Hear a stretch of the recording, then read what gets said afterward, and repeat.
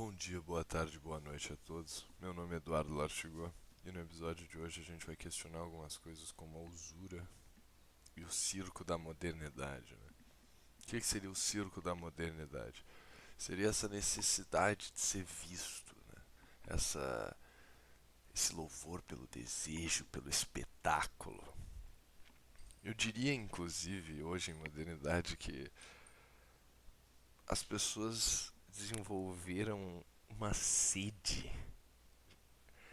mas não uma sede que é saciável, mas uma sede que acaba consumindo elas mesmas. E essa sede é a necessidade de ser percebido, não conhecido ou compreendido, mas sim percebido como parte incluinte de um grupo específico, marcado de gesto.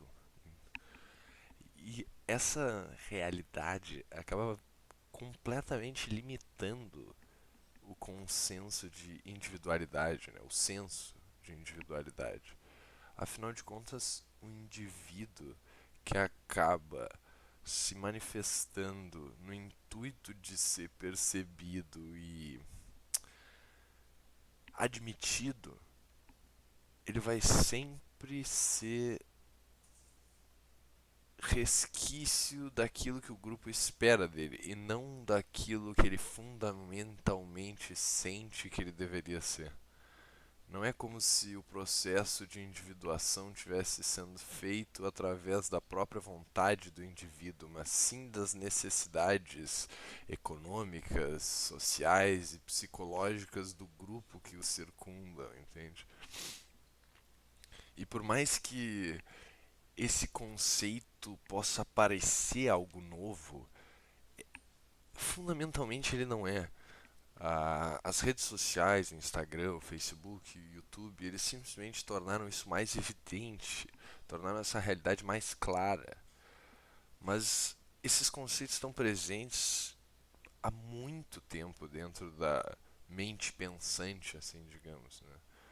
Eu, infelizmente, não tenho a capacidade de falar ou ler em grego, mas existem conceitos antigos como pleonexa, o desejo insaciável de se ter mais, e pseudocita, que seria uma falsa fome que se mantém mesmo que já esteja saciado.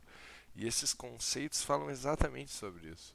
Falam sobre, falam sobre essa necessidade constante de manifestar uma vida que não é verídica, uma participação numa realidade que não se é presente. Porque por mais que a gente coma aquilo que a gente quer, que tenha aquele desejo direto, a vontade de se comer outra coisa se mantém. É a grama verde do vizinho que faz com que o ser que busca a felicidade através do consumo vá eternamente se perder nesse ciclo sísmico de querer mais e mais e mais, né?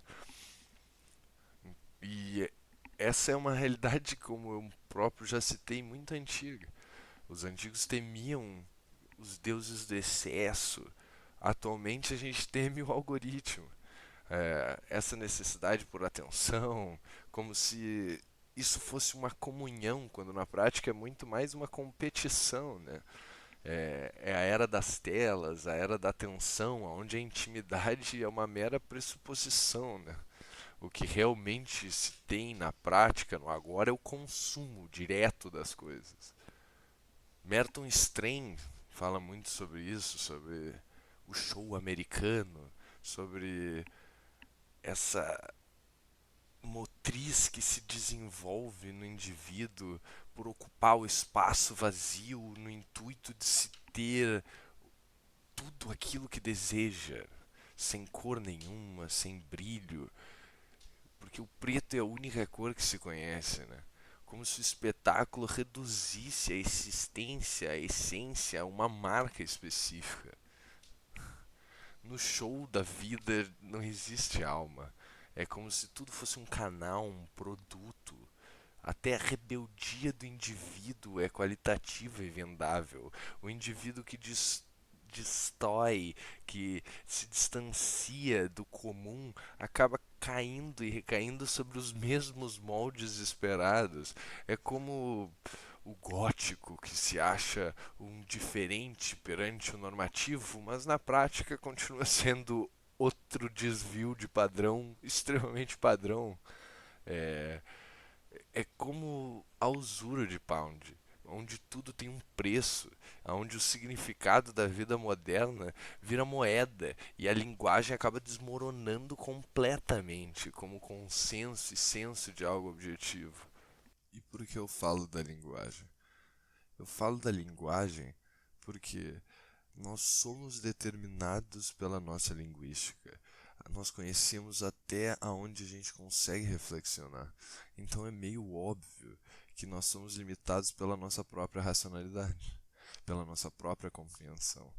Então, se a nossa linguagem tem sido usada para a promoção de um indivíduo que sequer existe na prática, um indivíduo que na realidade existe no intuito de consumo, de ter, de possuir, e não um indivíduo prático que realmente tem vontades individuais e valores individuais, a linguagem para de ser uma ponte de intuição e manifestação para virar um outdoor. O próprio indivíduo vira uma venda. O indivíduo se resume ao marketing, ao mercado, a um produto.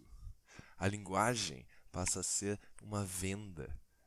A invocação das palavras, que passava a estremecer e manifestar de uma forma transcendente as nossas individualidades, perde totalmente o sentido do silêncio entre as sílabas, como se só existisse o indivíduo na manifestação. E isso parte da linguística, da compreensão, da forma que a gente se manifesta nas redes, da forma que a gente se manifesta com os nossos familiares, da forma que a gente conversa com as outras pessoas. Tudo tem se transformado numa forma de promoção, de valorização, de melhoria. E quando as luzes se apagam no fim dos tempos, o espetáculo simplesmente termina. E no escuro a pergunta sempre permanece: o show era pra quem?